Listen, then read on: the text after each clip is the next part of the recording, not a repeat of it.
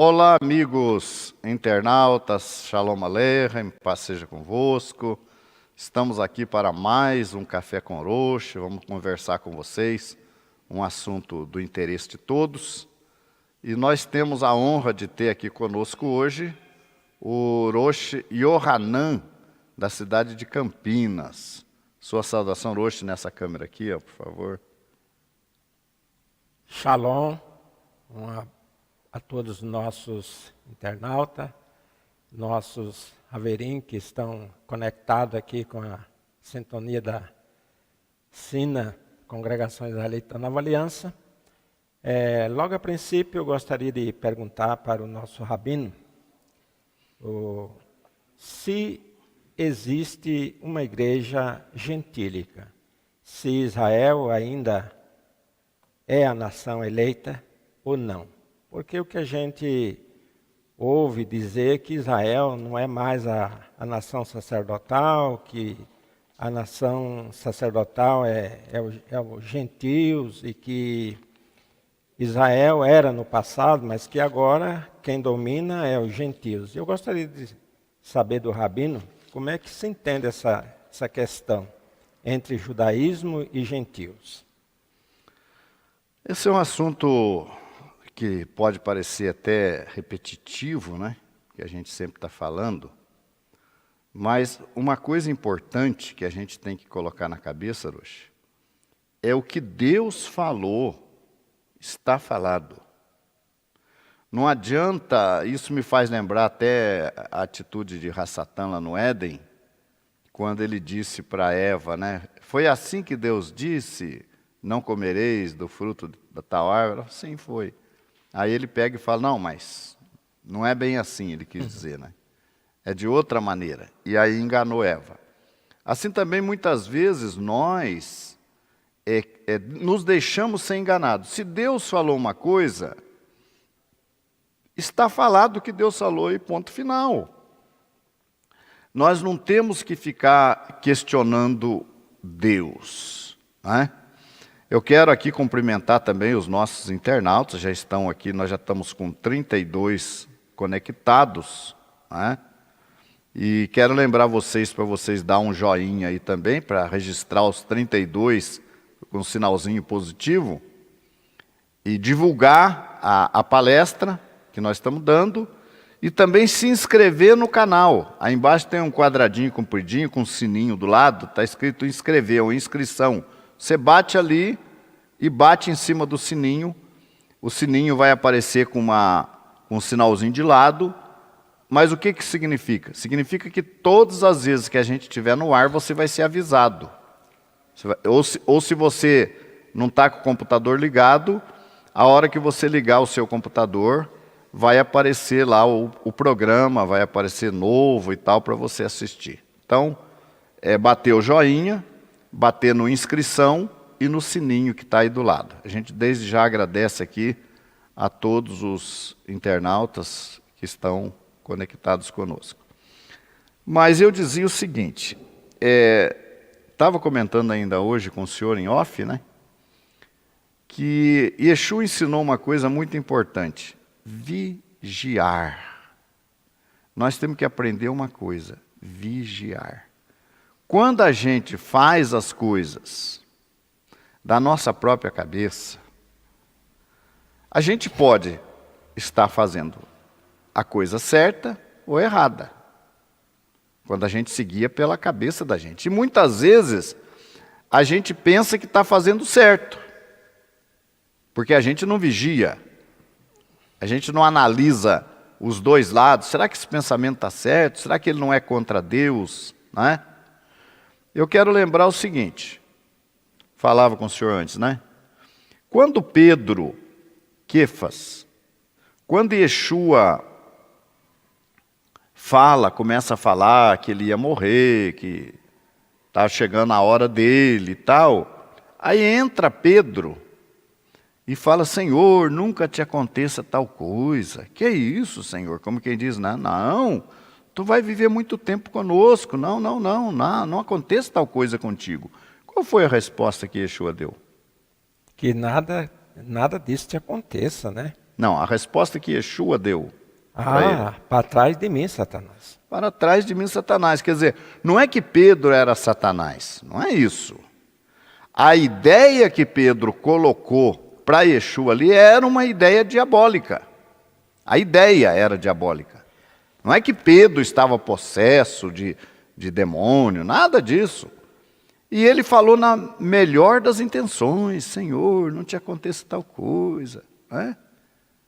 E Yeshua entendeu: ele é meu amigo, ele está me sugerindo que eu não morra. Pedro é meu amigo, Pedro gosta de mim. Ele está me dando uma sugestão para eu não morrer. Mesmo porque, né, Rabino? Yeshua, com 33 anos, morrer, Morrer já, né? Que isso, Senhor. Jovem. Aí Yeshua pegou: a intenção de Pedro é que eu viva mais. Mas não era.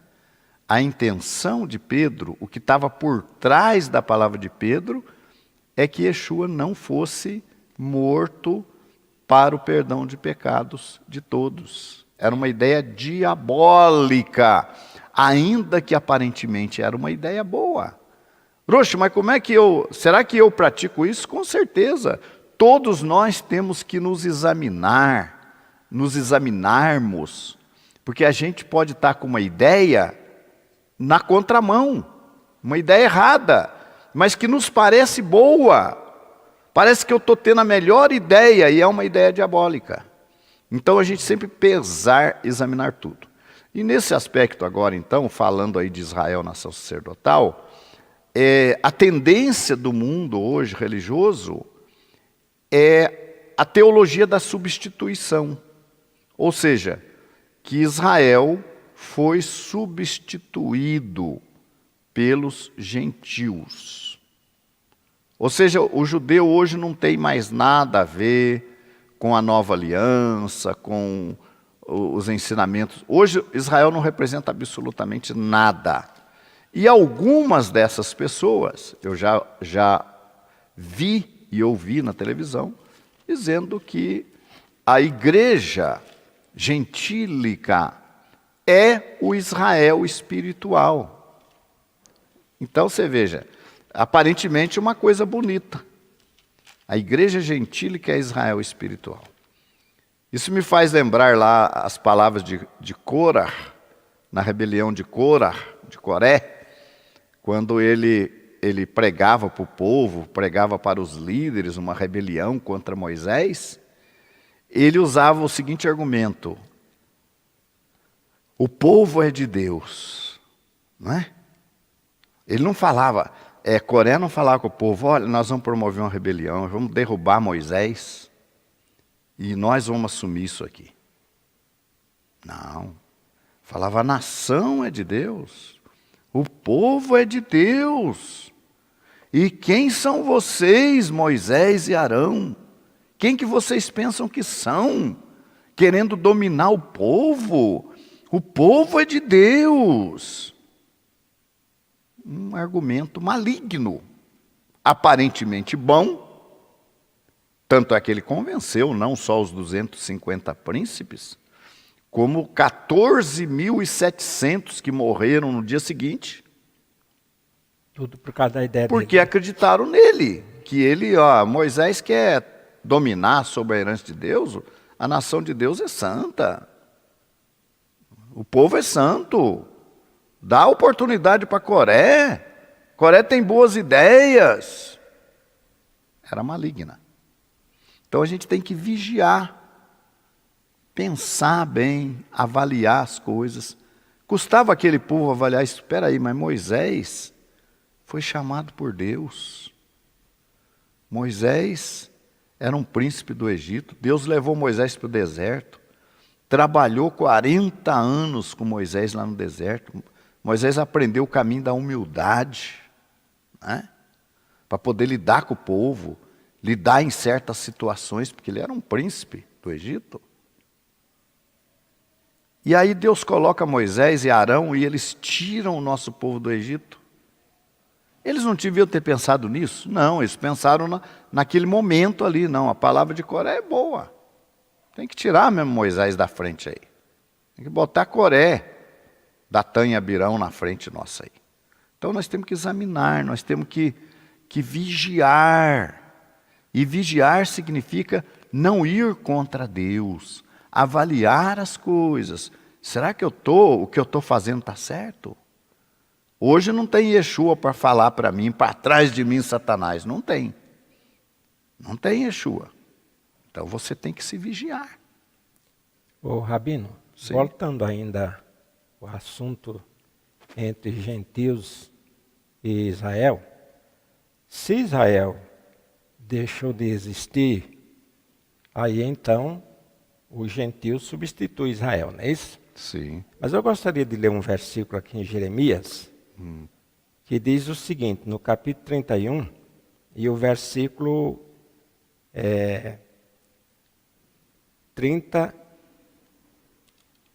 35. Assim diz o Senhor, que dá o sol para a luz do dia, as ordenanças da lua e das estrelas para a luz da noite, que fende o mar e faz abrir as suas ondas, o Senhor dos Exércitos é o seu nome. Se desviarem estas ordenanças diante de mim, diz o Senhor, deixará também de existir a semente de Israel existir e ser uma nação diante de mim para sempre. Assim diz o Senhor, se puderes medir os céus para cima e sondar os fundamentos da terra para baixo, também eu rejeitarei toda a semente de Israel por tudo quanto fizeram, diz o Senhor. Então quer dizer que para haver uma substituição dos gentios em lugar de Israel, então Israel, se alguém puder fazer isso que está escrito aqui, fazer com que o sol pare, com que as ordenanças deixem de existir, medir o céu para cima, as profundezas da terra para baixo, se alguém conseguir fazer isso, então Israel deixa de ser uma nação, né? Isso aí prova a força do compromisso, né? Olha aqui, nós vamos falar mais sobre isso, mas veja aqui, no Êxodo 19, verso 5, diz assim, agora, pois, se diligentemente ouvirdes a minha voz e guardardes o meu conserto, então sereis a minha propriedade peculiar dentre todos os povos e dentre todos os povos, porque toda a terra é minha. Então Deus fala que se Israel obedecesse a Deus, Israel seria a nação particular dele, dentre todos os povos. E daí ele diz assim, e vós me sereis, o verso 6, um reino sacerdotal. Gente, o que é um reino sacerdotal? A gente precisa entender isso, o significado, gente, de sacerdote. Sacerdote, gente, é um mediador, é um intermediário entre Deus e alguém, esse é um sacerdote. Israel foi escolhida, a nação de Israel foi escolhida por Deus para ser uma nação intermediária entre as nações e Deus. Tá? Agora você veja bem. Quando Deus implanta a nova aliança, o senhor leu aí os versículos adiante, aí fala que Deus ia fazer uma nova aliança com a casa de Israel e com a casa de Judá. Essa nova aliança implicaria no melhor cumprimento da Torá. Então a Torá vinha sendo cumprida meio aos trancos e barrancos. Nos dias de Yeshua, então, estava terrível o cumprimento da Torá. A ponto de João Batista chamar os judeus, porque João Batista não pregou para gentil, pregou para os judeus, chamar os judeus de raça de víboras, quem vos ensinou a fugir da ira vindoura, produzir frutos dignos de arrependimento. Arrependei-vos e convertei-vos. Pregando para quem? Para o povo de Israel. Então a situação de Israel não era das melhores nos dias de Yeshua. Aí vem a nova aliança. E aqueles israelitas dos dias de João Batista que creram em Yeshua, que aceitaram a mensagem de João, de Yohanan, de João Batista, se tornaram melhores cumpridores da Torá, porque receberam o Ruach HaKodesh, tiveram os seus corações quebrantados, se tornaram um exemplo, nunca visto antes, posso até afirmar isso, de povo cumpridor da Torá. Eram os discípulos de Yeshua. Então, a tal ponto que o livro de Atos vai dizer que uma grande quantidade de sacerdotes obedeceu à fé, creu em Yeshua. Quer dizer, gente, o judaísmo de Yeshua, o judaísmo da Nova Aliança, ele atingiu grandes autoridades do nosso povo. Sacerdotes não eram responsáveis apenas pela liturgia no templo, ou pelos ofícios sagrados, eram responsáveis pelo ensino do povo. E esses sacerdotes creram em Yeshua. E depois Paulo vai falar lá em Atos, mais na frente, quantos milhares de judeus há que creem, e todos são zeladores da Torá. Olha só. Milhares de judeus aqui creem, nós particularmente cremos que os 144 mil assinalados, esse assinalamento se concluiu com Cornélio. Cornélio foi o primeiro gentil da grande multidão. Quando começa uma outra contagem,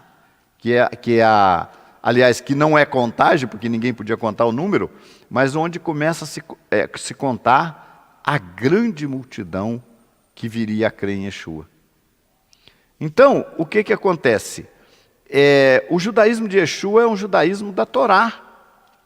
A Torá. Mas vamos voltar aqui no tema. E sereis, e vós me sereis um reino sacerdotal. Agora, o povo tinha que aceitar essa proposta de Deus. Agora, pois, se diligentemente ouvirdes a minha voz e tal. E o que Israel falou? Está no versículo 8. Vamos ler 19 de Êxodo, verso 8. Então todo o povo respondeu a uma voz e disseram: tudo o que o Senhor tem falado, faremos. Esse foi a assinatura do acordo. Israel assinou o acordo com Deus. Deus falou: se vocês ouvirem a minha voz e vocês vão missionar a nação sacerdotal. E falou: tudo que o Senhor falou, faremos. Assinou embaixo. Então, a partir dali, nós temos aqui no capítulo 24 também, que fala o seguinte, o verso 3. Antes do senhor ler aí, o senhor me permite uma pergunta? Alguém poderá dizer assim, mas Israel não cumpriu o que falou com o Eterno, né? Que eles desobedeceram, foi levado para o cativeiro. Não, cumpriu sim. Não, agora eu vou discordar. E depois o senhor vai entender por que eu estou discordando. Mas tudo bem, continua aí o raciocínio. Então, mas aí acontece o seguinte, o Eterno disse da tal forma assim, ainda que eles violem, eu açoitarei, né? Eu disciplinarei, mas não retiro o pacto que fiz com vossos pais. E não deixarão de ser uma nação perante mim. Não deixará de ser. Está lá no Salmo 89. Exatamente. Ainda que eles errassem, mas o Eterno continua cumprindo o que prometeu para eles. O que prometeu para eles, e não só para Israel ali no Monte Horebe, mas para Abraão, Isaque e Jacó. Exatamente. Essa promessa, ela foi feita inicialmente para Abraão, Isaque e Jacó. Uhum. Abençoarei a tua descendência e tal. Agora, Deus faz o documento, vamos dizer assim, e Israel assina embaixo. Cumpriremos, né? Mas o senhor falou um negócio que eu quero até observar, na continuidade da pregação. Israel não cumpriu. Veja bem, nos dias de Yeshua, eu falei já, o povo judeu estava numa decadência espiritual tremenda, a ponto de João Batista chamar de raça de víboras, né? E Yeshua virou a mesa dos cambistas na frente do templo. Está vivendo uma situação espiritual muito grave. mas não deixou de ser a nação sacerdotal. Veio João Batista, que era da classe sacerdotal, e veio Yeshua, dentro da nação de Israel. Não perdeu o papel, até ali não perdeu o papel de nação sacerdotal. Será que perdeu depois? Vamos chegar lá. No capítulo 24, 3 de Êxodo, vindo, pois, Moisés e contando ao povo todas as palavras do Senhor e todos os estatutos, então o povo respondeu a uma voz e disseram: todas as palavras que o Senhor tem falado, faremos. Gente, que coisa importante, viu? Eu estou mais preocupado com a palavra do Orochi aqui. Mas e se Israel desobedeceu? Tá, mas eu vou fazer a minha pergunta para ele. O senhor tem certeza que Israel desobedeceu? O senhor tem certeza? Eu me lembro naquele filme Uma Estranha Entre Nós, que uma policial fez uma suposta conversão ao judaísmo, começou a frequentar o judaísmo, né? E um dia ela falou pro rabino: pois é, rabino, eu sou policial, eu conheço o mundo do crime. O senhor está confiando no seu povo aí, que é todo mundo bonitinho, fiel, bonitinho, mas eu sou policial, eu conheço. Não é bem assim, rabino. Tem pilantra no meio do seu povo também. Eu sou policial. Aí o rabino olhou para ela assim, encarou ela. Você tem certeza do que você está falando? Você tem certeza que no nosso meio é assim? A policial calou a boca. Então, será que Israel foi rebelde mesmo e perdeu o cargo porque Deus disse que se cumprirdes? Ou não? Vamos ver, né? Então aqui confirma no capítulo 24, 3, todas as coisas que o Senhor tem falado, faremos. E o verso 7 diz assim: e tomou o livro do concerto da aliança e o leu aos ouvidos do povo. E eles disseram: tudo o que o Senhor tem falado, faremos e obedeceremos. Diz que Deus até gostou dessas palavras aí. Quando o povo falou isso, Deus gostou. Deus achou interessante. O senhor pergunta assim, se eu tenho certeza. Eu tenho certeza, baseado no que dizem, né? Porque são perguntas que já fizeram para mim, né? Mas Israel foi rebelde, Israel pecou, a ponto do Eterno mandar eles para o cativeiro, entendeu? Baseado nessas palavras. Então eu estou dizendo, ainda que Israel tivesse desobedecido ao Eterno, segundo as palavras do próprio Eterno, eles iam ser açoitados. Mas não ia ser. Né, corrigido, mas não ia deixar de ser a nação eleita. Gente, nós vamos mudar um pouquinho aqui, mas dar sequência. Eu quero mostrar um negócio para vocês. Nós vamos ler, eu queria que vocês abrissem as suas Bíblias também, no livro de Reis. Livro de Reis. Primeiro Reis. Não é primeira, não, é primeiro, porque é livro. Primeiro Reis. Capítulo 19. Nós temos aqui o profeta Elias vivendo uma situação complicada. Ele sai, ele levanta, come, bebeu, comeu, e com a força daquela comida, caminhou 40 dias e 40 noites até Horebe, monte de Deus. Capítulo 19 de Reis, verso 8. Então, praticamente em jejum. Mas o texto diz que ele comeu aquela comida e caminhou. Ele estava numa situação que ele, jejuando aí 40 dias e 40 noites, né? Ele vai até o Monte Horebe, onde Deus deu ali a lei para o nosso povo, né?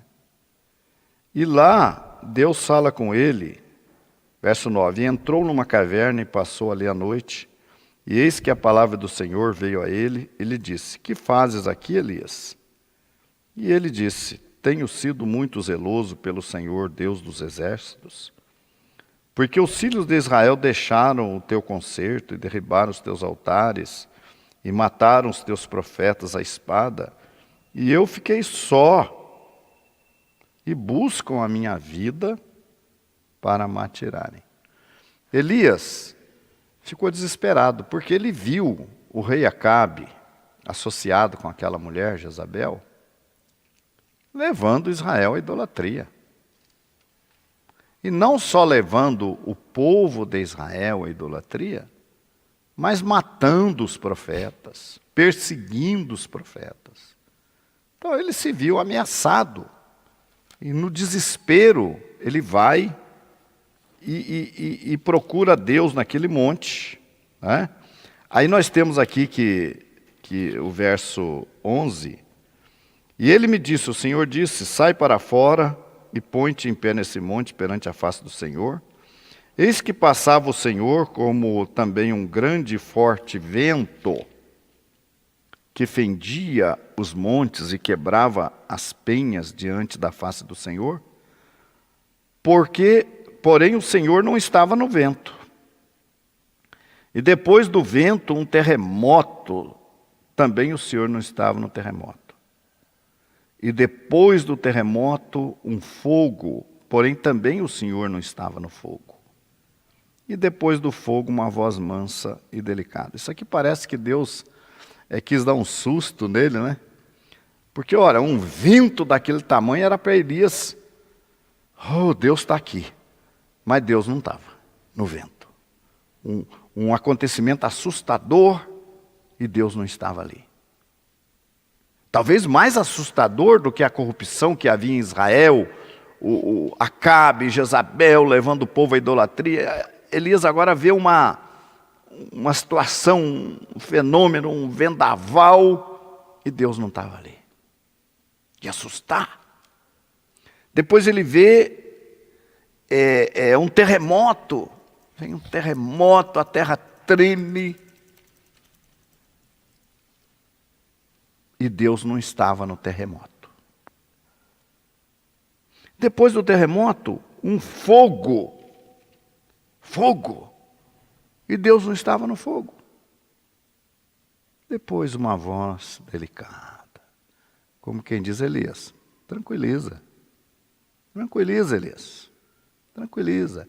Uma voz mansa e delicada. Né?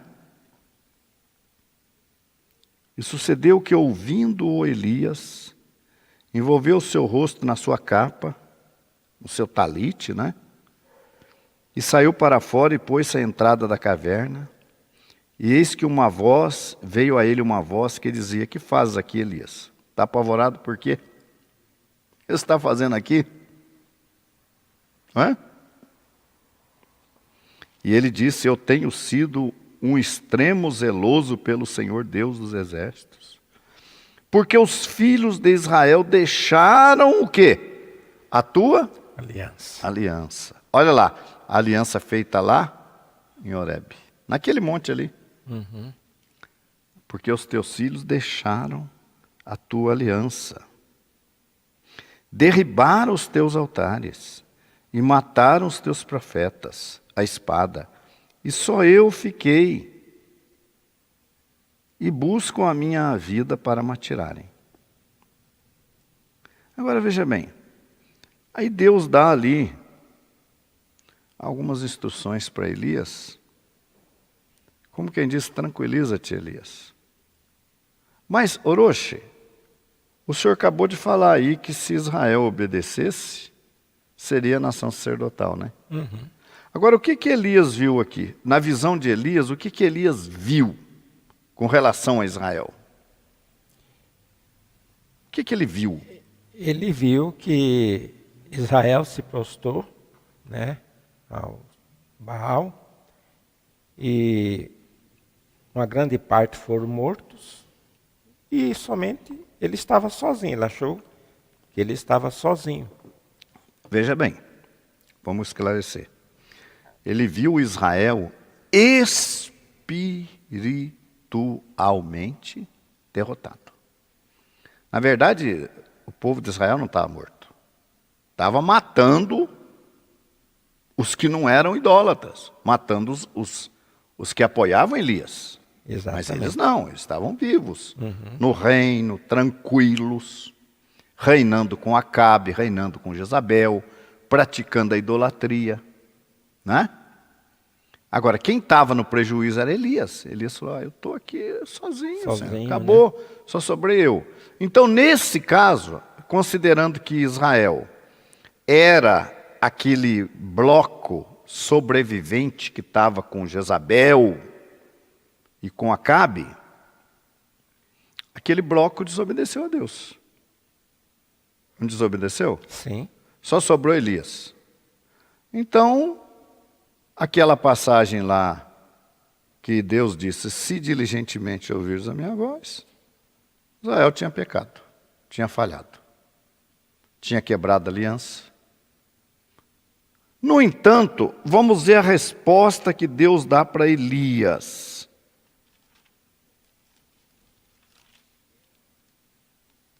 Verso 18. Verso 18. Também eu fiz ficar em Israel 7.000, todos os joelhos que não se dobraram a Baal, a toda a boca que não o beijou. Eu fiz ficar em Israel 7.000. Então, a minha pergunta é o seguinte. Elias estava sozinho? Não. Mas ele pensou que estava. Uhum. Ele não pensou? Pensou. Falou, acabou. Estou sozinho. O povo está na idolatria. Agora querem me matar também? Agora estão querendo me matar, estão procurando tirar a minha vida. Estou sozinho. Aí Deus fala, não, Elias. Não. Também eu fiz ficar em Israel 7.000. Todos os joelhos que não se dobraram a Baal. E toda a boca que não o beijou. Então, gente, eu quero que vocês observem o seguinte. Em quantas partes nós temos Israel aqui, nesse momento aqui, de Elias, que Deus fala para Elias, que tinha 7.000. Em quantas partes nós podemos entender Israel aqui? 2, né? 2 partes. Uma parte que tinha negado a Deus, e que Elias estava se achando, eu estou sozinho, acabou. Aí Deus fala para ele, não, eu tenho 7.000, Elias, que não se dobrou, que não beijou o Deus idólatra, os ídolos. Então Elias ficou numa situação agora confortável, ele podia continuar o ministério dele, porque ele tinha mais 7.000 que não tinha dobrado os seus joelhos diante de Baal. Uma parte de Israel pecou, desobedeceu a Deus, mas um remanescente, um restante de 7.000 permaneceu fiel a Deus. Aí Deus conforta Elias com essas palavras. Tanto é que quando ele achou que estava sozinho, ele pediu até a morte, né? Não sou melhor do que nossos pais, né? Ele então, viu é melhor morrer, né? Ele viu a situação. E o Eterno mandou, foi um anjo garçom, né? Servi-lo, né? Sustento para ele e dizer essas palavras, né? Não, reservei ainda 7.000 que não se dobraram a Baal. Agora nós vamos mudar, não de assunto, mas de texto. E nós vamos para Romanos, capítulo 11. Capítulo 11 de Romanos, que aqueles que falam de que a igreja hoje, a Querrilá hoje, a congregação hoje, é gentílica, se baseiam em Romanos 11. Porque eles falam assim, não, nós somos os galhos enxertados, os galhos secos, os galhos de zambujeiro, e nós somos enxertados. E eles falam assim em Yeshua, eles não falam que é em Israel. Eles não falam que foram enxertados em Israel, que a oliveira é Israel. É Yeshua. A oliveira não é Yeshua. A oliveira é Israel. Yeshua é a videira. Os galhos que em mim não estão cortados, não dão fruto, serão cortados, para que dê fruto, serão podados. Isso aí é a videira. Videira produz uvas, oliveira produz azeitonas. Nós estamos falando de oliveira. Oliveira não é Yeshua. Oliveira é Israel. Tá? Capítulo 11, então, de Romanos. Eu vou ler aqui. Digo, pois, porventura rejeitou Deus o seu povo? De modo nenhum. Olha, gente, preste atenção. Paulo começa aqui, na verdade isso aqui é uma continuação dos outros capítulos que antecedem, mas nesse capítulo, nesse trecho, ele começa então dizendo assim, porventura rejeitou Deus o seu povo? É uma pergunta que ele faz. Se eu perguntasse para o mundo religioso de hoje, porventura Deus rejeitou o seu povo, o que eles vão dizer? Sim. Vão dizer que rejeitou. Não é verdade? Não, rejeitou sim, porque eles mataram Jesus e por causa disso e por causa daquilo, Deus rejeitou os judeus e agora nós somos o povo, nós somos Israel espiritual, nós somos a igreja gentílica e aquele Israel caiu por terra. É isso que eles vão dizer hoje. No entanto, no capítulo 11 de Romanos, diz assim, porventura rejeitou Deus o seu povo? Verso 1. De modo nenhum. Gente, será que precisa ser mais claro do que isso aqui? De modo nenhum. Deus rejeitou o seu povo. Daí você pode dizer, não, mas Israel só seria povo de Deus enquanto obedecesse a Deus. Desobedeceu, não é mais povo. Isso é o que você está falando. É a sua conclusão, não é a conclusão da Bíblia. Aí Paulo fala, de modo nenhum. E como é que ele começa justificando que o povo de Israel não foi rejeitado? Porque eu também sou israelita. Então, se Deus rejeitou Israel, o que eu estou fazendo aqui de apóstolo? Eu estou rejeitado também. Paulo não era israelita? Eu pergunto para o internauta. Se Deus rejeitou Israel, rejeitou Paulo. E foi isso que Paulo coloca aqui. Porque eu também sou israelita, da descendência de Abraão, da tribo de Benjamim. Ele não rejeitou seu povo. Senão ele tinha rejeitado a mim.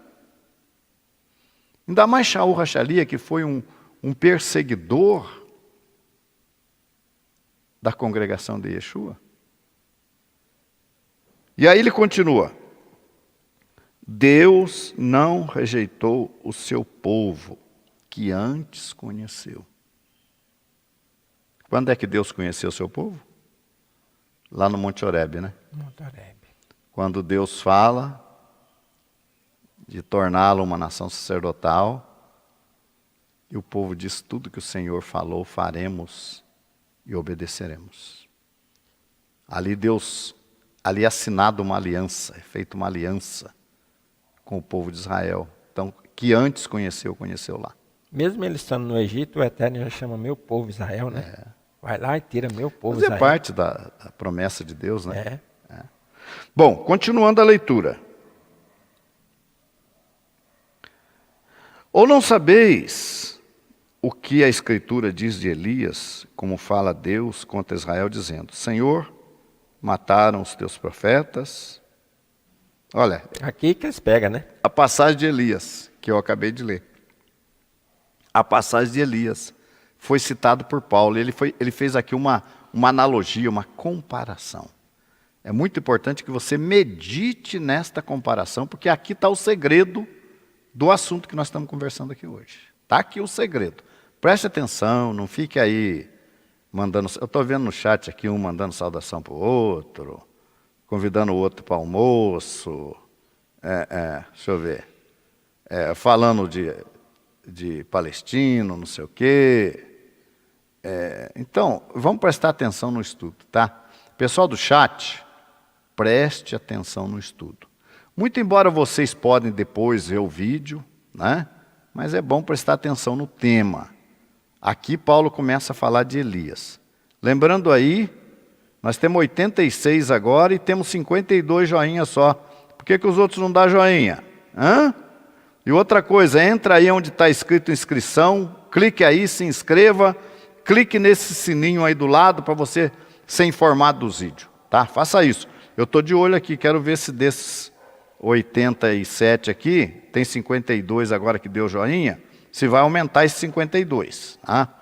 Mas vamos prestar atenção no estudo então. Então Paulo começa a falar agora de Elias, né? Verso 2, segundo. Ou não sabeis o que a Escritura diz de Elias, como fala Deus contra Israel, dizendo: Senhor, mataram os teus profetas e derribaram os teus altares, e só eu fiquei e busco a minha alma, a minha vida, né? Mas, que ele diz a resposta divina? Reservei para mim 7.000 varões, que não dobraram os joelhos diante de Baal.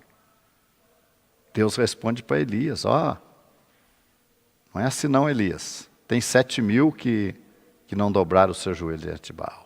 Está certo que uma grande parte do meu povo ficou idólatra, creu em Jezabel, nos seus deuses, seus ídolos, se afastou de mim, mataram, perseguiram os santos, mas eu tenho 7.000 que não entrou nessa.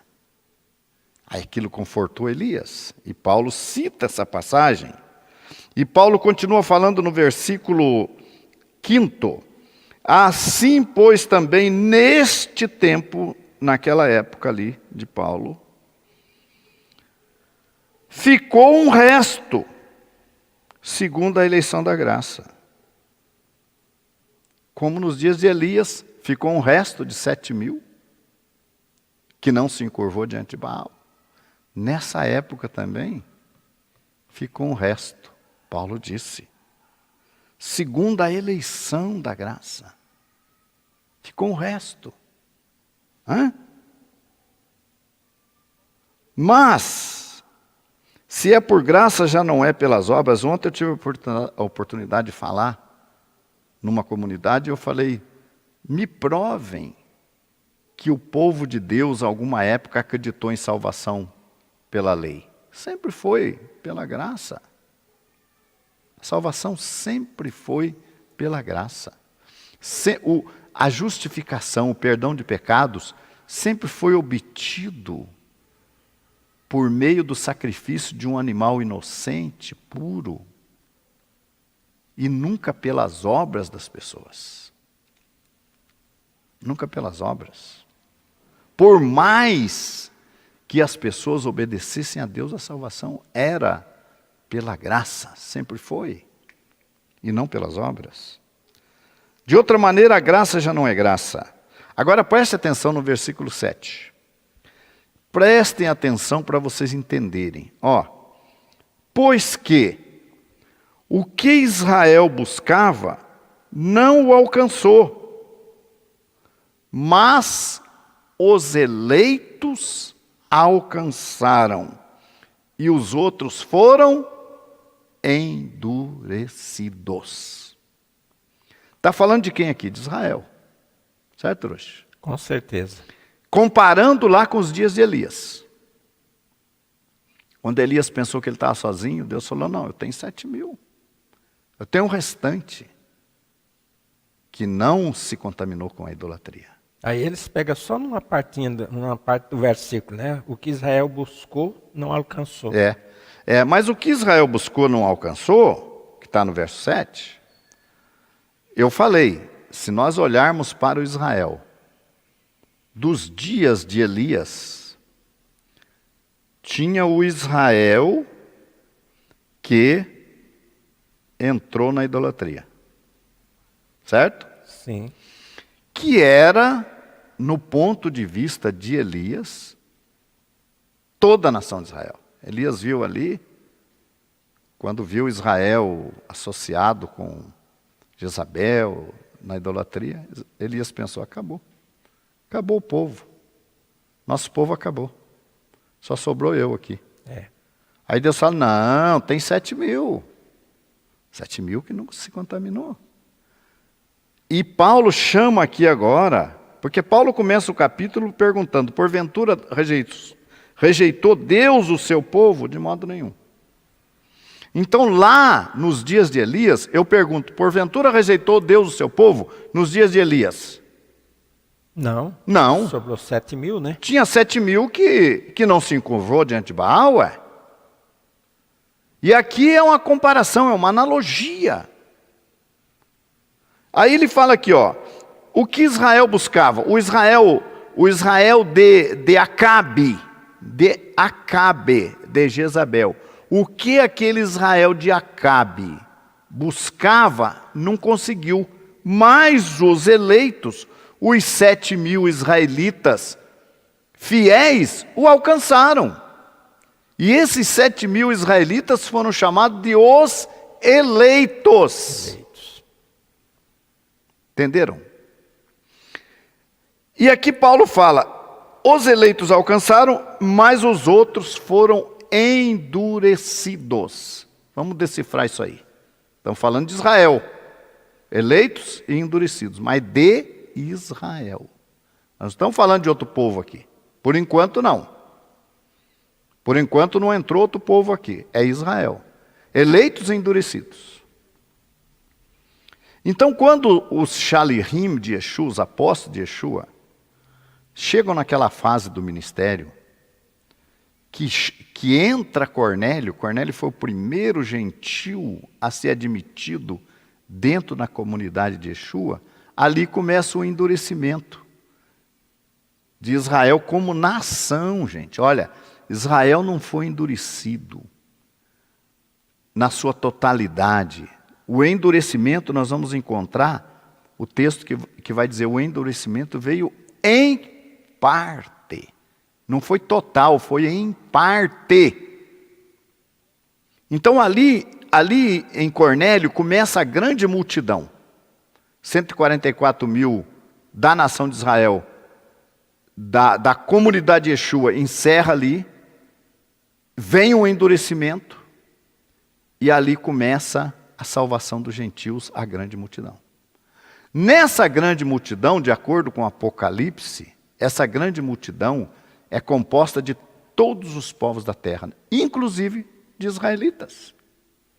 Isso significa que individualmente o endurecimento não atinge como nação. Ou seja, individualmente qualquer israelita, qualquer judeu, podia crer em Yeshua, mas como nação não mais. Como nação isso só vai ocorrer na vinda de Yeshua. Como nação. Mas individualmente, não, esse endurecimento pode ser removido. Tanto é que o Barnabé e o outro Apolo, né? Eles entraram em alguma sinagoga e eles perceberam que eles estavam rejeitando. Aí eles disseram assim, nós fomos enviados primeiramente a vós, mas já que não sois dignos do reino dos céus, então partiremos para os gentios. É isso? É exatamente com esse galho aí endurecido. Mas você viu o que Deus falou para eles? Mas eles continuou pregando ainda para os Mas viu o que Deus falou? Quando Paulo, acho que foi Paulo que falou isso, né? Visto que vocês rejeitam, nós vamos para os gentios. Aí Deus falou para ele, Paulo, fica aí, que eu ainda tenho muita gente nessa cidade. Muita gente. Quer dizer, Deus não concordou com Paulo. E em todo lugar que Paulo chegava, já vivendo o período de endurecimento do povo judeu, ainda convertido ele entrava nas sinagogas e anunciava Yeshua, e grande parte do nosso povo ali cria. Isso prova que Israel foi endurecido como nação, mas não individualmente. Individualmente, qualquer judeu, qualquer israelita pode abraçar Yeshua. Com certeza. Vamos continuar então. Vamos falar então agora de israelitas, tá? Endurecidos e de israelitas fiéis. Eleitos. Vamos falar dos endurecidos lá de Acabe, idólatras, E vamos falar dos servos do Eterno que estavam com Elias, que não dobraram o seu joelho diante de Baal, que não cederam. Mas ambos são israelitas, tá? Ambos são judeus, tá certo? É muito importante que você entenda isso. Vamos ver agora na sequência do capítulo, tá? Como está escrito, verso 8: Deus lhes deu espírito de profundo sono, olhos para não verem e ouvidos para não ouvirem, até o dia de hoje. E Davi diz: torne-se-lhes a sua mesa em laço, e em armadilha, e em tropeço por sua retribuição. Escureçam-se-lhes os olhos, para que não verem, e encurvem-se-lhe as costas continuamente. Então, quem são esses que foram endurecidos, cegos, as costas encurvadas? Aqueles que rejeitaram a Yeshua como Messias, comparados com os israelitas de Acabe. E aqueles que abraçaram a fé de Yeshua? Os 7.000 que não dobraram o seu joelho diante de Baal, os 7.000 que estavam com Elias, e agora aqueles que estavam com Shaul Rachalier, com Paulo, porventura rejeitou Deus seu povo? Não, de maneira nenhuma, porque eu sou israelita. E comigo tem 7.000 que não dobraram o seu joelho diante de Baal. Você tem o Israel endurecido, cego, que não consegue visualizar Yeshua. E não é essa cegueira caiu ali, mas o próprio cristianismo, depois do 4º século, contribuiu para esse endurecimento, para essa cegueira. Contribui, rejeitando os judeus, dizendo que judeus mataram Deus, promovendo perseguição contra o povo judeu, as cruzadas, a Inquisição, o Hitler.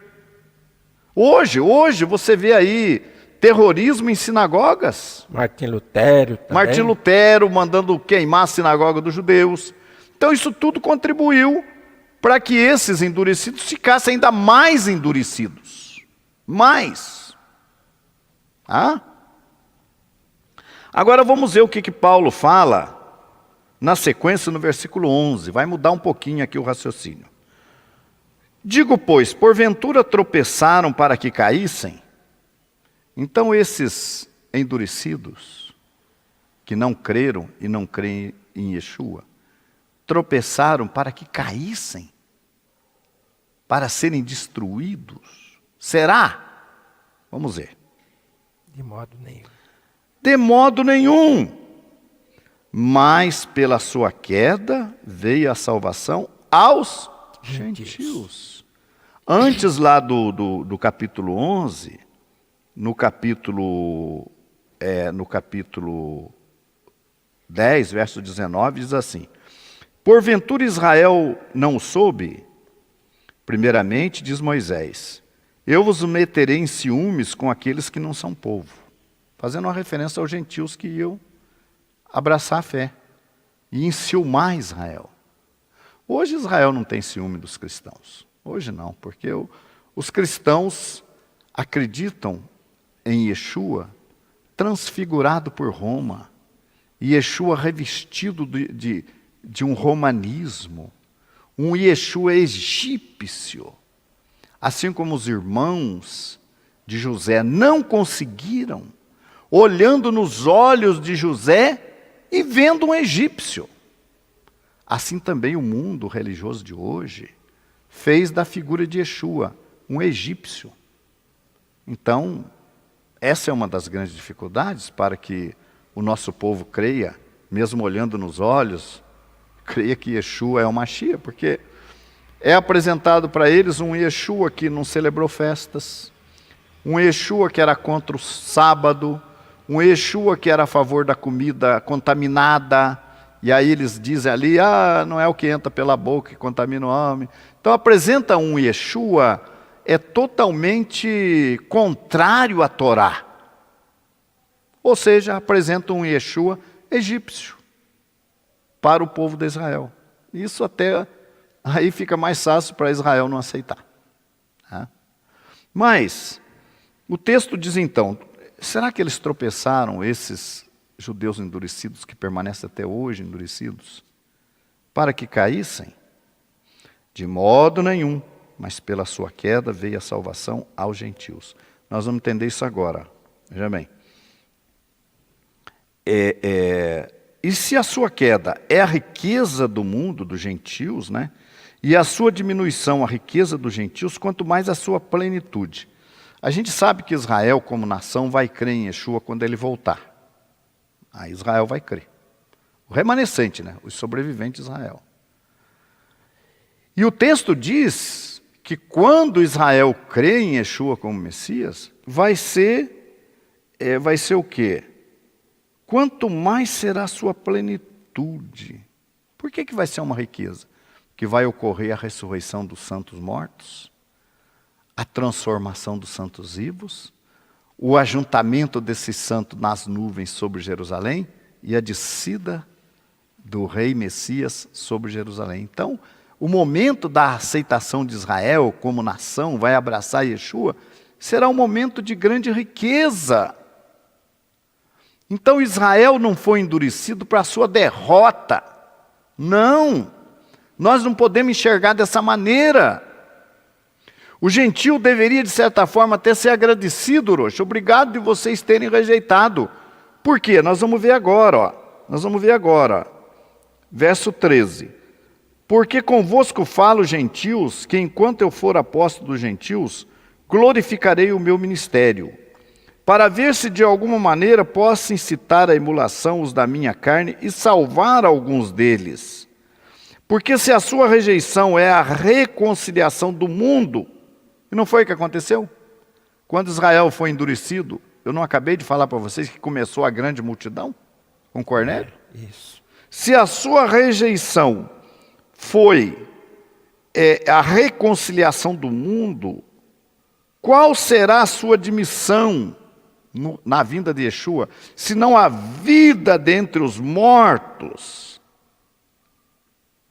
E se as primícias são santas, a massa também o é. Se a raiz é santa, também os ramos o são. Veja bem, gente, isso é muito importante. Israel endurecido continua sendo nação sacerdotal? Sim, continua. Continua sendo o povo de Deus? Sim, continua. Agora, está salvo? Aí não. Aí está complicado para falar que está salvo. Por quê? Porque Yeshua falou, sem mim nada podeis fazer. Se não crerdes quem eu sou, morrereis nos vossos pecados. Ele tem que crer no Machia, no Cordeiro de Deus. Mas continua sendo o povo de Deus, continua sendo nação sacerdotal. Nós vamos entender mais aqui na continuação do assunto, né? E se as primícias são santas, também a massa é. Se a raiz é santa, também os ramos o são. Os ramos, gente, pense bem agora. Olha, vamos continuar lendo, você vai meditar na leitura. Vamos ler aí verso 17. E se alguns dos ramos, preste atenção, meu amado, para um pouquinho de conversar aí no chat e preste atenção agora no que eu vou dizer. E se algum dos ramos da onde? Da oliveira, nós estamos falando da oliveira aqui. E se algum dos ramos foram quebrados, e tu, sendo zambujeiro é oliveira brava. É um tipo de oliveira, mas chamado de oliveira brava. E tu, sendo zambujeiro, foste enxertado em lugar deles, dos ramos quebrados. Tu, sendo zambujeiro, foste enxertado no lugar desses ramos.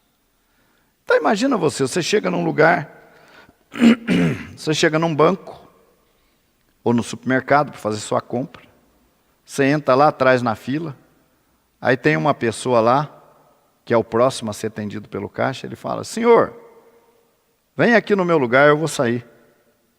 Eu vou sair, eu vou lá para trás, o senhor vem aqui no meu lugar. A pessoa tem que ser agradecida, não tem? Com certeza. Então, se o ramo foi quebrado, meu amigo, se o ramo está endurecido hoje, você deveria agradecer aquele ramo quebrado. Obrigado de você não ter permanecido na oliveira, aí você aceitou ser quebrado, porque eu vou entrar no seu lugar aí, eu vou ser enxertado aí. Em vez de falar mal do judeu, atacar o judeu, matou Deus, e isso e aquilo, você deveria falar: obrigado, eu sinto por você ter aberto mão desse privilégio seu, mas eu agradeço porque você abriu mão e deu espaço para mim. O que dá a entender aqui, Rabino, no verso 18, é que essa multidão que aderiram a Israel, eles estavam, parece, tomando conta da situação, estavam se gloriando, né? Lá em Roma, especialmente, né? Porque a gente sabe que isso aí, o que deu? No quarto século, uma grande parte daquela congregação de Yeshua se uniu a Roma e abandonou de fato o judaísmo. Que aí então é o que eu considero que o nascimento do cristianismo moderno de hoje foi lá no quarto século, quando eles se uniram a Roma, ao imperador romano, e abriram mão de toda a sua judaicidade, vamos dizer assim, né? Mas veja bem aqui, vamos continuar então. E se alguns dos ramos foram quebrados, e tu, sendo zambujeiro, foste enxertado em lugar deles, e feito parte da raiz e da seiva da oliveira.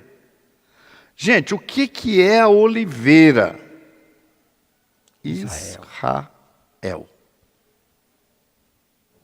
Vamos enxergar a árvore oliveira, né? A árvore. O que é a oliveira? Israel. Numa certa altura, alguns galhos daquela oliveira foram quebrados. Mas matou a oliveira? Não. Não, a oliveira continuou viva. Né? A oliveira continuou viva.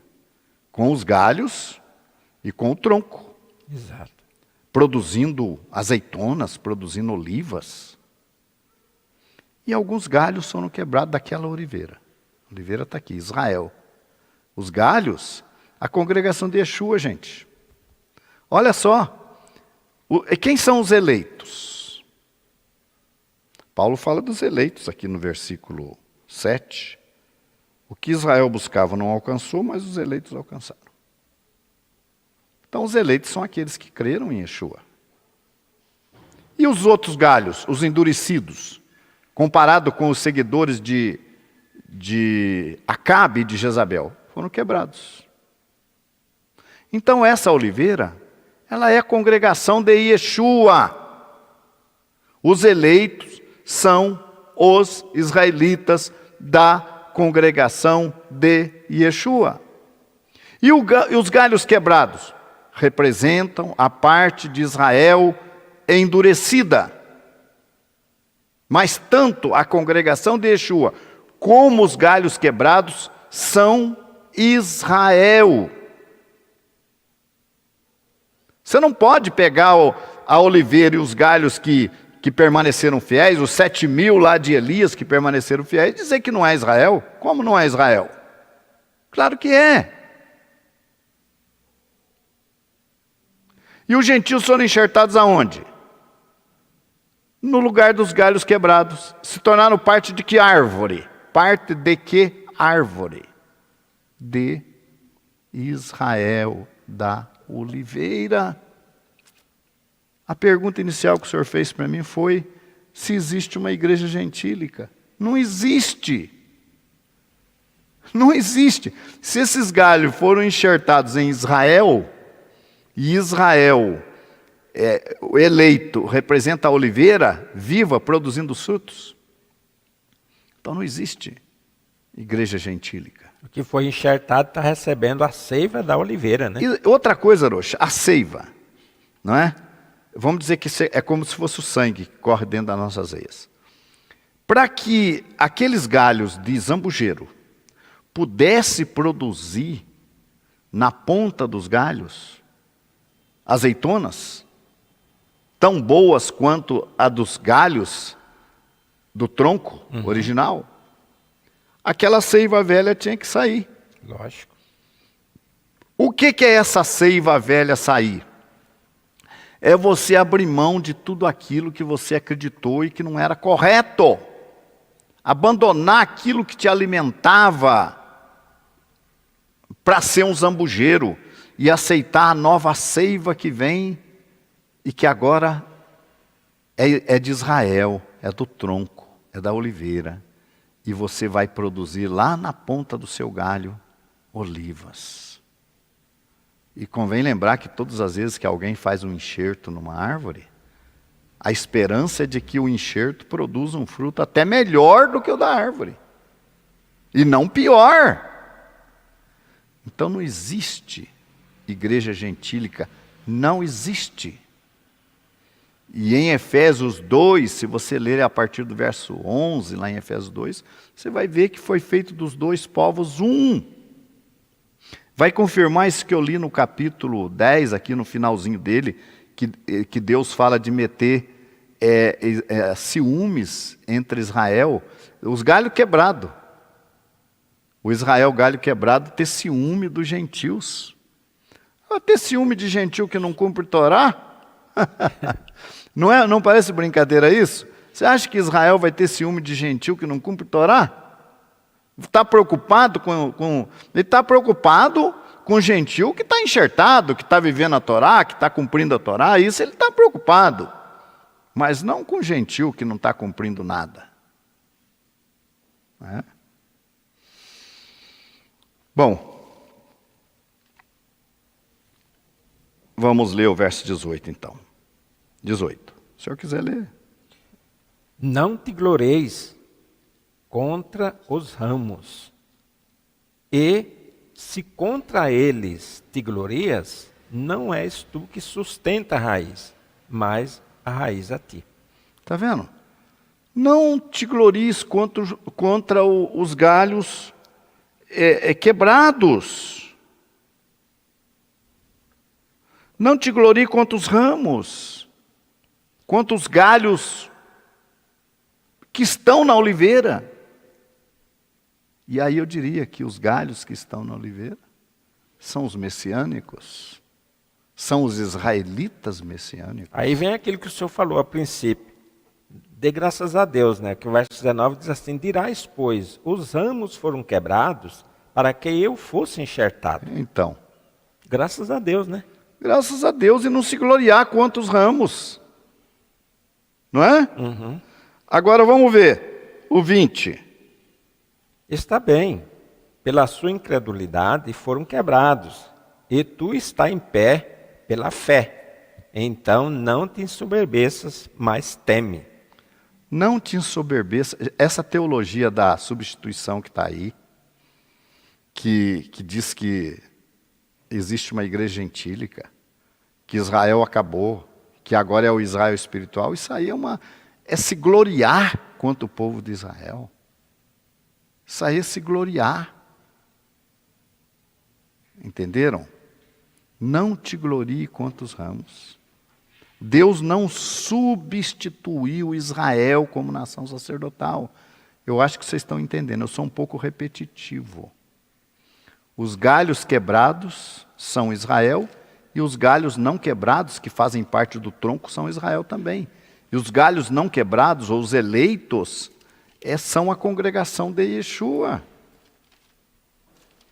Agora eu quero esclarecer uma coisa para vocês. Vocês já ouviram falar nas duas testemunhas, não é? Moisés e Elias, que está lá em Apocalipse 11. O que significa Moisés e Elias? Às vezes as pessoas falam assim: por que será que Israel não prega, né? Muitas vezes, é difícil, mas os judeus têm programa de TV, mas nunca prega. Só anuncia os eventos, os acontecimentos e tal, mas não prega. Por quê?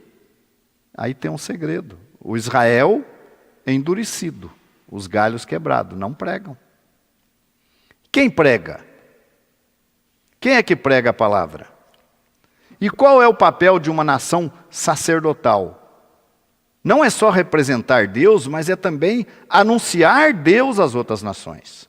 Não só representar, mas também anunciar Deus, o verdadeiro Deus, o conhecimento do verdadeiro Deus, a Torá, aos povos. Para que aqueles que quiserem se converter tenham a oportunidade. E o primeiro passo da conversão é conhecer Deus. Se você não conhece a Torá, você não conhece Deus, meu amigo. Não conhece. Então,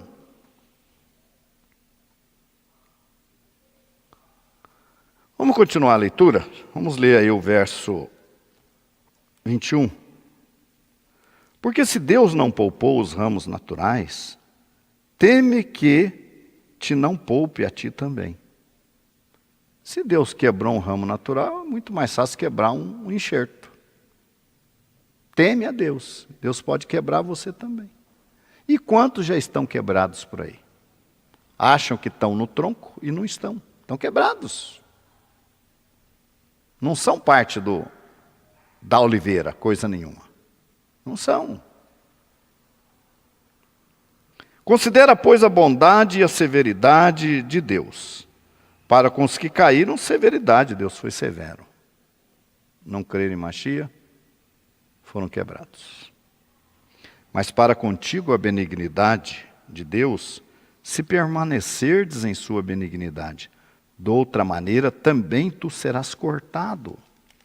E também eles, os galhos cortados, e também eles, se não permanecerem na incredulidade, serão enxertados ou reenxertados. Não é porque eles nunca foram enxertados, né? Serão enxertados.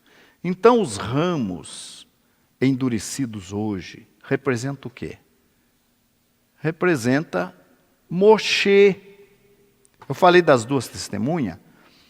Um é o profeta Elias e o outro é Moshe. O que representa Moshe? Moshe representa a Torá, que nós temos, o Sefer Torá. O que vocês chamam de Velho Testamento está aí, intacto, porque existe Israel. Porque Israel tem os originais. Tá? O Israel natural que eu estou falando. O galho quebrado. O Israel natural tem os originais. Tem a cultura. Tem as tradições. Tem a liturgia, tem a música, tem a dança, tem a ciência, tem o país de Israel. Esse é Moshe.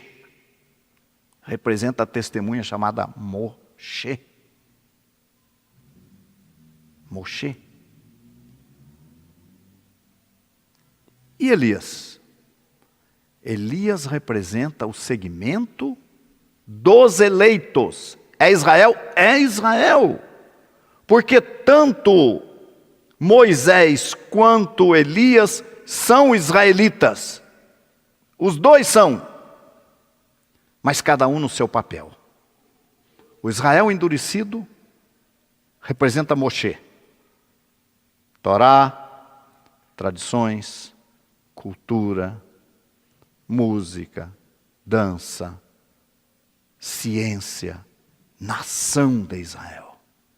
Moshe. Moshe. Moshe. Elias, o ramo dos eleitos, que crê em Yeshua, que cumpre Torá, que causa ciúmes nos galhos quebrados, porque cumpre Torá. Isso causa ciúmes. E que prega. O papel de um profeta é pregar. Então por que o Israel natural não prega? Porque ele é Moshe.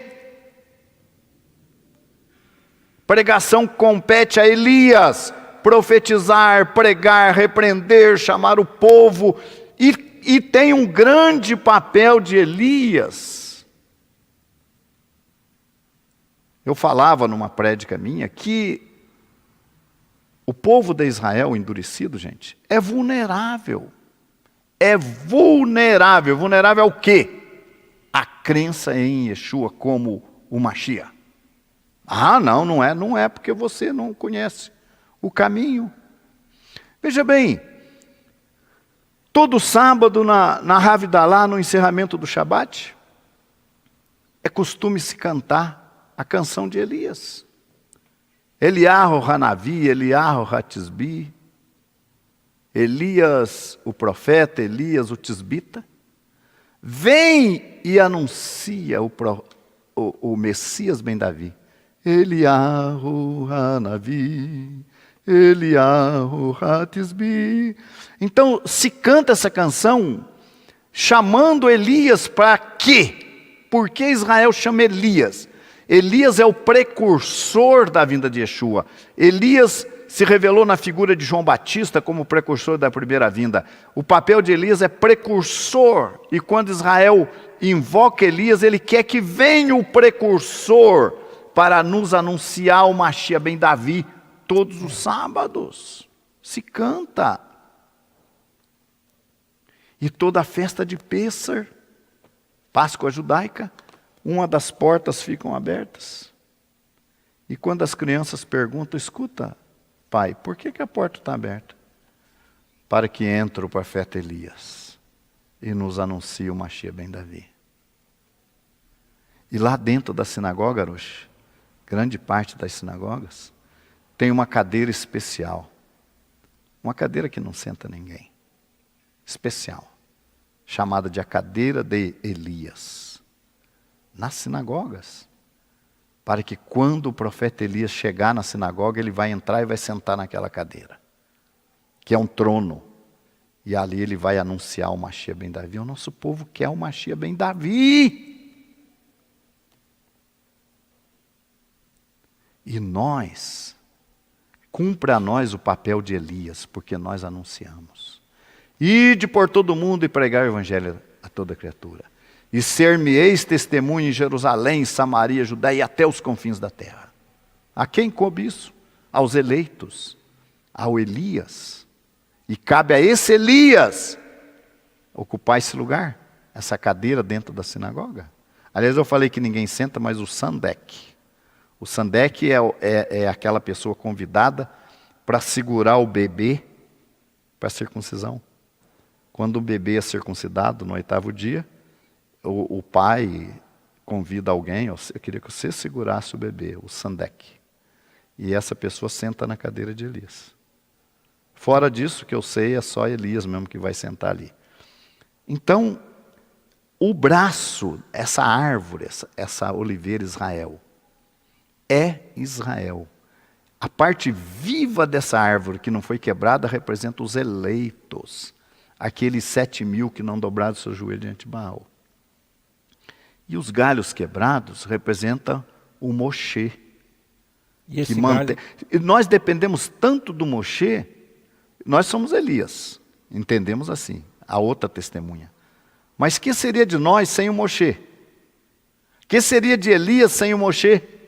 Sem a Torá, sem a cultura, sem as tradições, sem o Estado de Israel. E o problema do Moshe não aceitar Yeshua hoje, porque desconectaram o Yeshua judeu do judaísmo e levaram ele para ser um Jesus Cristo, um ser. A partir do 4º século, transfigurar a figura de Jesus, vamos dizer assim, numa figura egípcia, para não ser mais reconhecida mesmo por Israel. Ou seja, isso aí dificulta mais ainda a crença do nosso povo. Bom, nós estamos no fim do capítulo e no fim do horário também, não é? Vamos ler então lá. Então, se eles não permanecerem na incredulidade, serão enxertados, porque poderoso é Deus para os tornar a enxertar. E eu falava e dizia, é muito fácil, a conversão do gentil e a conversão do judeu são coisas diferentes. O gentil leva tempo, porque tem que tirar a seiva velha que está dentro, tirar tudo aquilo que ele aprendeu errado e reaprender tudo. Então isso leva tempo. Claro que cada um leva o seu tempo, uns mais rápido, mas demora. Agora, o galho natural, o galho que está quebrado, mas que não está seco. Gente, eu ia perguntar para vocês acham que aqueles galhos quebrados da oliveira, que representam o Israel que não crê em Yeshua, secou? Secaram aqueles galhos? Não, quebrados, mas não secos. Estão vivos, quebrados, desconectados da árvore, mas não mortos. Claro, estão impedidos de produzir todos os frutos, não estão conectados na árvore, mas não estão secos. Então, quando um israelita recebe a mensagem, um judeu, do dia para a noite ele já está dentro. A conversão dele, se é que nós podemos chamar de conversão, ocorre do dia para a noite. Ele pode crer hoje, sentar, estudar e amanhã ele fala, eu quero ser imerso, eu quero ser batizado em nome de Yeshua. Para ele acabou, ele não tem que despojar de seiva de zambujeiro, porque ele não tem. Ele é um galho quebrado, mas não é um galho seco, não é um galho morto. E representa a nação sacerdotal? Representa sim. Porque o que eu disse agora, o que seria de Elias se não fosse Moshe? Como é que nós faríamos o nosso trabalho se não existisse Moshe? Então Moshe representa a nação sacerdotal, que mantém todas as tradições, a cultura e tudo isso aí que nós temos de maravilhoso do nosso povo. E o nosso papel é o de Elias. Elias é profeta, Elias prega, Elias ensina, Elias dá testemunho, Elias repreende. Esse é o nosso papel. A resposta para o galho quebrado está no verso 24, né? Vamos ler. Porque se tu foste cortado, natural zambujeiro, e contra a natureza enxertado na boa oliveira, quanto mais esses que são naturais serão enxertados na sua própria oliveira. Está aí. Ó, é fácil, lembra do que eu falei antes? O endurecimento veio em parte sobre Israel. Está no 25. Vamos ler aí. Que veio em parte, não foi total, não. Acabou o povo judeu, não tem mais nada. Isso é mentira. Vamos ler o 25. Por quê? Não quero, irmãos, que ignoreis este segredo, para que não persumais de vós mesmos, que o endurecimento veio em parte sobre Israel, até que a plenitude dos gentios haja entrado. Está aí, né? Veio o que vai acontecer? É em parte esse endurecimento. É em parte hoje. Que eu falei que como nação, você não vai conseguir converter o nosso povo à crença de que Yeshua é o Messias. Mas individualmente, qualquer israelita pode crer em Yeshua. E eu vou dizer mais, hein? Ele não precisa sair da sinagoga. Ele crê em Yeshua, ele pode continuar lá na sinagoga. Com certeza. Porque tudo que um judeu precisa é crer em Mashiach, ser imerso, receber o urua, a imposição de mãos, e seguir a Torá. Ah, mas eu quero estar com vocês, amém. Ah, eu quero, mas não vai dar, amém. O importante é que você creu em Yeshua. Aí vem, né? E assim todo Israel será salvo. Como está escrito, de Sião virá o libertador e desviará de Jacó as impiedades. E esse será o meu concerto que farei com eles quando eu tirar os seus pecados. Isso já é na vinda de Yeshua. Na Rabá, né? Né? Então não existe igreja gentílica. Existe a oliveira, com os galhos chamados de eleitos, que são os que continuaram na fé judaica. A nova aliança de Jeremias 31 a 33, foi feita com quem? Com Israel. E com a casa de Judá. A nova aliança não foi feita com os gentios. Ah, não, o gentil entrou depois. Tanto é que entrou no lugar, na vaguinha que deu, os galhos quebrados, ele entrou ali, mas como é que pode dizer que Israel não tem mais nada? Então, que nova aliança é essa que foi feita com casa de Israel e casa de Judá, tirando todo esse povo fora, vamos dizer assim, da jogada, e colocando um outro povo? Que nova aliança é essa? Sendo que o Salmo 147, verso 18 e 19, diz assim: mostra a tua palavra, Jacó, os seus estatutos e juízos a Israel. Não fez assim a nenhuma outra nação. E quanto aos seus juízos, não as conhecem. Está aí, né? Aí as nações rejeitaram o Senhor. E rejeitam até hoje. Eu quero finalizar o programa, né? Agradecendo a todos vocês que estiveram conectados conosco até agora, avisando que quarta-feira à noite nós temos o curso de conversão. Vai ser a 5ª aula do curso. O curso está no YouTube, você pode assistir às aulas anteriores. 5ª aula do curso de conversão, tá? Pode solicitar o seu cadastro para você também se tornar parte dos alunos do curso, tá? E pode fazer o seu processo de conversão. Hoje nós temos cerca de 120 pessoas conosco no curso de conversão.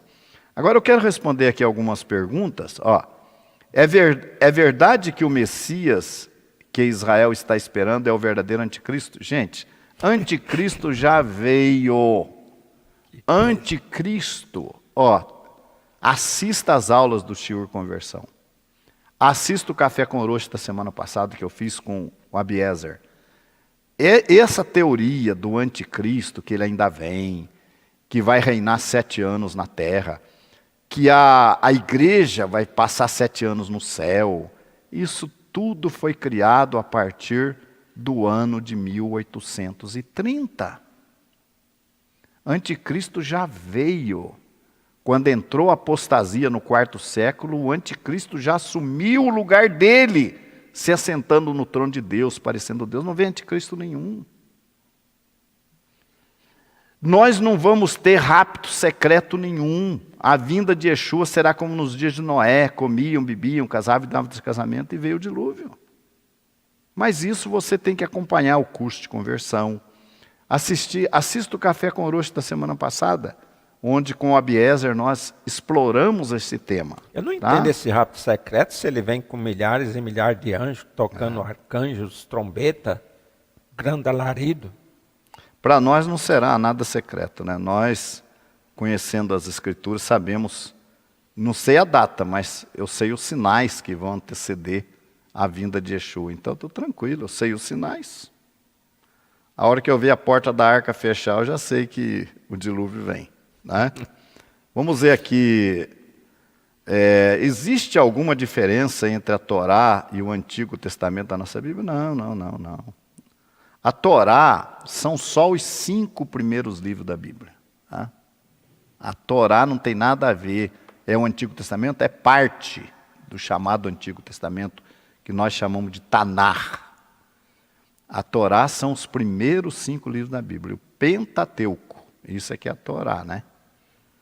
Vamos ver se tem mais aqui alguma pergunta que eu possa responder, não dá para ver tudo. Eu não sei se foi colocado o meu telefone aí na tela, foi colocado? O nosso telefone? Positivo, né? Se quiser, coloca de novo aí. Vocês podem entrar no WhatsApp e fazer as perguntas que nós vamos responder. Pergunta que não deu para responder aqui, a gente vai responder pelo WhatsApp, tá? Vamos ver aqui.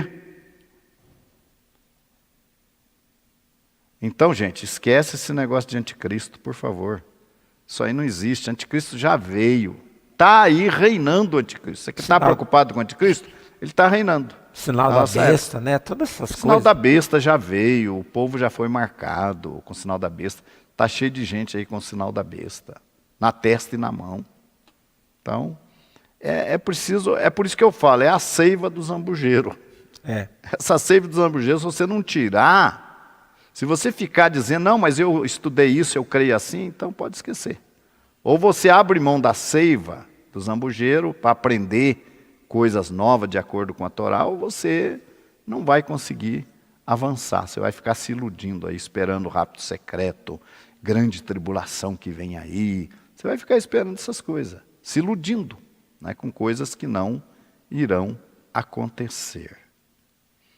Bom, gente, não se esqueçam de dar o joinha aí, ó, 88, e aonde está escrito inscreva-se ou inscrição aí embaixo, num retângulo, tem 7.500 inscritos. Bata ali e inscreva também. Você se inscrevendo, bate ali e bate no sininho. Você vai ser informado de todos os vídeos que nós produzimos, tá? Você vai ser informado que você se inscreveu ali, não custa nada, tá certo?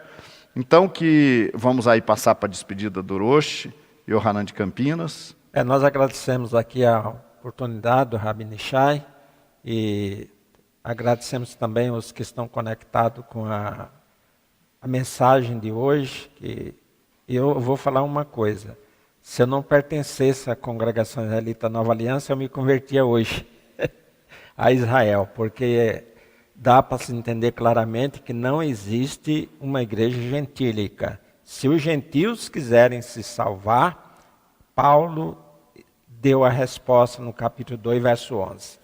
É Israel, né? Você estando em Israel, você está com Machia, com as promessas, com a aliança, conserto, enfim, está com o eterno. Fora de Israel, não há promessa para ninguém. Israel é a nação sacerdotal, não é, Rush? Com certeza. Amém. Shalom para todos vocês, que o Eterno vos abençoe, tenha uma boa semana, um Shavuot Tov. Shalom, shalom.